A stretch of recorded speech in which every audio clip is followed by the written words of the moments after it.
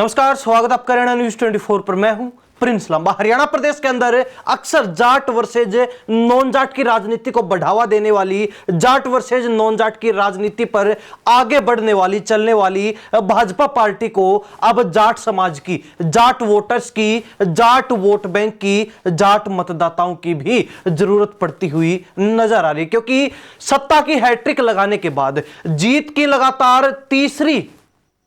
खुशी मनाने के बाद अब बीजेपी अगले चुनाव को लेकर फोकस्ड हो चुकी है। अब बीजेपी ने अपना केंद्र बिंदु जो है अगला चुनाव बना लिया है। 2029 के चुनाव को लेकर अभी से भाजपा तैयारियों में जुट चुकी है और भाजपा फिलहाल जो है अपने से रूठे हुए वर्गों को मनाने में लगी है। अब जाट वोट बैंक जो पिछले 9.5-10 साल से लगातार भाजपा के खिलाफ नजर आया, जो वोट बैंक लगातार मनोहर लाल खट्टर के सामने अड़कर खड़ा रहा, जो वोट बैंक लगातार हुड्डा के साथ नजर आता था, अब उसके ऊपर भाजपा की निगाहें गड़ चुकी हैं, जम चुकी हैं और उसी वोट बैंक को कांग्रेस से तोड़ने के लिए, उसी वोट बैंक की नाराजगी को दूर करने के लिए नायब सैनी को काम पर लगा दिया गया। आपको बता दें कि 20 वर्षों के बाद ऐसा पहली बार हो रहा है कि कोई मुख्यमंत्री जाट शिक्षण संस्थान हिसार के कार्यक्रम में पहुंच रहा हो। यानी कि हिसार के अंदर जाट शिक्षण संस्थान अपनी 100वीं वर्षगांठ मना रहा है, यानी कि शताब्दी मना रहा है, जिसमें मुख्यमंत्री नायब सैनी मुख्य अतिथि के रूप में शिरकत करने वाले हैं। ऐसे में आपको बता दें कि पिछले 20 वर्ष के दौरान 2 बार मनोहर लाल खट्टर मुख्यमंत्री रहे, 2 बार भूपेंद्र सिंह हुड्डा मुख्यमंत्री रहे, लेकिन दोनों ही मुख्यमंत्रियों ने जाट शिक्षण संस्थान के साथ नजदीकियां नहीं बढ़ाई, जाट शिक्षण संस्थान के कार्यक्रम में कोई रुचि नहीं दिखाई, ना ही वो उनके कार्यक्रम में पहुंचे। लेकिन उससे पूर्व में अगर देखा जाए तो चाहे मुख्यमंत्री चौधरी भजनलाल की बात हो, चाहे चौधरी बंसीलाल की बात हो, दोनों मुख्यमंत्री जाट शिक्षण संस्थान में बड़े करीबी रहे हैं। दोनों मुख्यमंत्रियों की इस संस्थान से बड़ी नजदीकियां रही हैं। अब उन्हीं नजदीकियों को एक बार फिर आगे बढ़ाने के लिए, अपने रिश्ते को सुधारने के लिए, और जाट समाज जिसके अंदर जबरदस्त नाराजगी भाजपा के प्रति पिछले लंबे समय से है, जिसकी नाराजगी हर बार चुनाव के अंदर देखने को भी मिलती है, इस बार के लोकसभा चुनाव की बात हो, विधानसभा चुनाव की बात ही क्यों ना हो, जाट वोट बैंक ने भाजपा का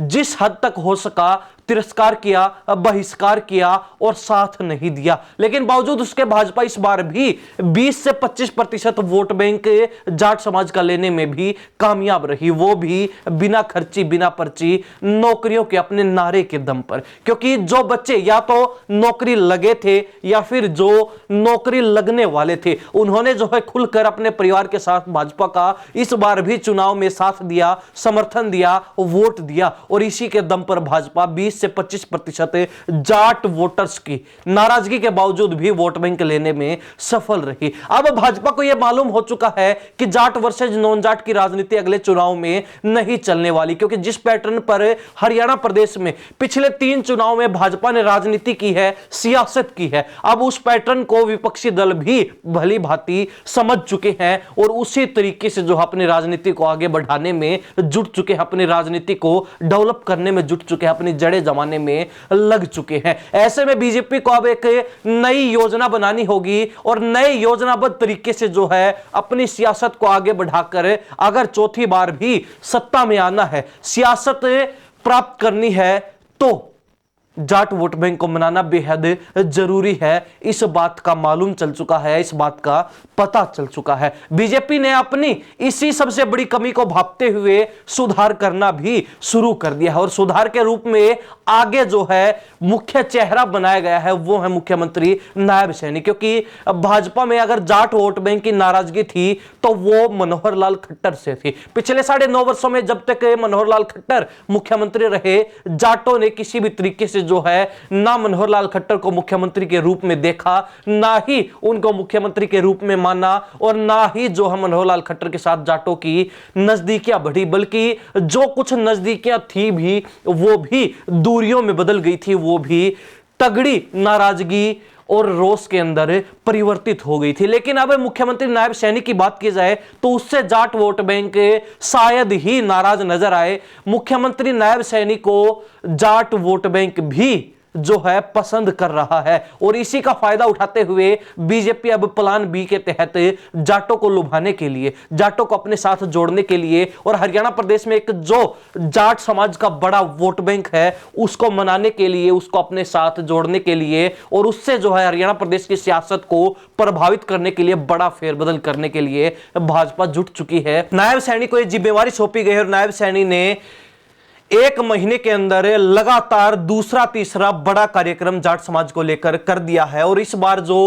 हिसार जाट शिक्षण संस्थान के अंदर मुख्यमंत्री के तौर पर शिरकत कर रहे हैं, ये भी इसी प्लान के तहत, प्लान बी के तहत जाटों को मनाने के लिए, नाराजगी को दूर करने के लिए होने जा रहा है। यानी कि सीधे तौर पर नायब सैनी को अब अगले चुनाव की तैयारियों के लिए जाटों को मनाने में लगा दिया गया। हालांकि नायब सैनी लगातार हर वर्ग को साधने में जुटे हैं, हर वर्ग के कार्यक्रमों में पहुंच रहे हैं और उसी के तहत अब जो नाराज वोट बैंक था, जिसके चलते बीजेपी को लोकसभा चुनाव में बड़ा नुकसान हुआ, जिसके चलते भाजपा को तीसरी बार हार मिलने का डर सता रहा था, अब उसी वोट बैंक को साधकर बीजेपी चौथी बार भी सरकार बनाने का सपना देख रही है। और यह तभी संभव है जब जाट वोट बैंक